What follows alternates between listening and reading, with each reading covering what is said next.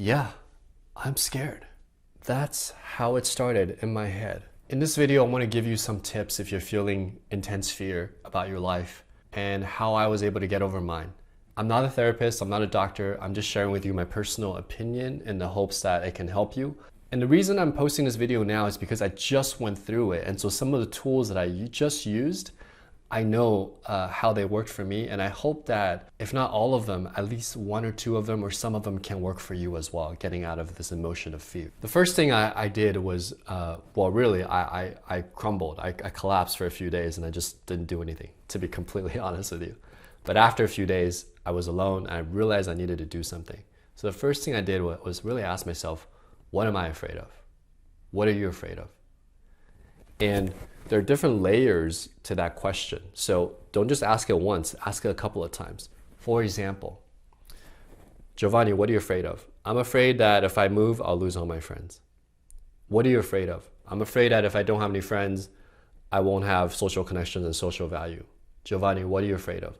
I'm afraid that if I don't have social value, I won't make any money, I won't have value, and therefore nobody will want to be with me. Giovanni, what are you afraid of? I'm afraid that if nobody wants to be with me, I'll never be loved and I'll never be enough. Ooh, that's deep, right? A lot of the fear comes down to the fear of the lack of love. And I found that for me, it was deeply, deeply ingrained just to be successful so that I can get love. And then what I realized was I'm actually worthy. Everybody is worthy of love, no matter where you are. The second tip that I have for you that worked for me was I watched some YouTube videos. Now, in particular, Tony Robbins has this thing called fear. He says fear is really false evidence appearing real.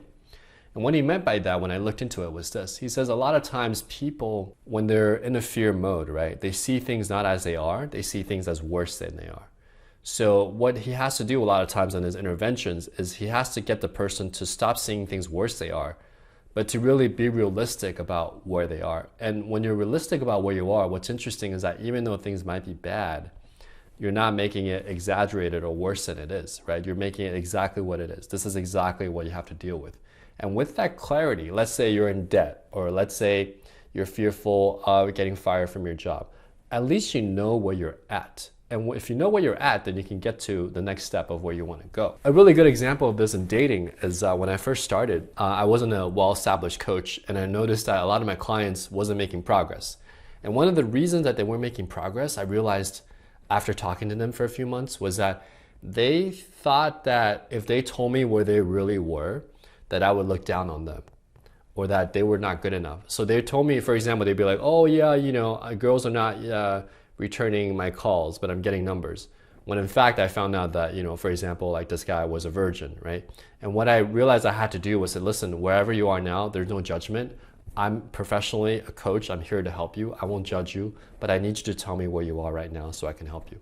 And then giving off that energy allowed them to be truthful. I had one client who started crying on the first call because he told me, I've never told anyone this before. I've been so alone. And I just was there with him and I felt the energy shift. I'm like, it's okay. That's why I'm here with you. There's no judgment from me. I'm here to help. And I think just giving him that space allowed him to take the next step. The third tip I have for you that worked for me was what I call mitigation. So whatever I was fearful of, right, I found a way to mitigate. So for example, if I'm financially fearful of losing my money, I realized that my mitigation was I can sell the car and I can move back home. Now, I was very fearful of that because I don't really like living with my parents, but I realized that I can mitigate the fear of losing all my money. If my fear is that no one will love me and that this girl might flake, I can mitigate that by inviting my friends out, 2 hours later. So if the girl flakes, at least I have something to look forward to in about 2 hours. So in other words, I try to pick the best scenario possible and then look at the fear and then I try to say, what are some actions I can take to mitigate that fearful scenario from happening? So how do I get the benefit and how do I reduce the potential negative consequences of the decisions that I'm making? So it's called mitigation. I'll give you one really personal example. So going back to spend a few months in Taiwan with my parents is something I need to do. But one of my fears was that if I come back, depending on where my coaching business is, I may not be able to get the apartment that I have now, right? And when I talked to my friends and I called out my friends, my cousin was able to help me mitigate this fear. He said, listen, it's fine. When you come back, I'll co-sign for you. And that mitigated the fear of, finding a nice place to live when I come back. So that's an example of how your friends can help you mitigate the potential perceived damage. The fourth tip I have for you is just called self-soothing. So there's certain things that I do that can calm your arousal and your nervous system. For me, it's like getting a massage, or if you don't have that much money, getting on my foam roller and just rolling around and just stretching, just taking time for myself. Sometimes I have a guilty pleasure of sushi and KFC. I know it sounds so stupid, but these are soothing activities that make me feel nurtured. I do it myself, but if I had a friend around, I'd do it with a friend, and I just feel a lot better.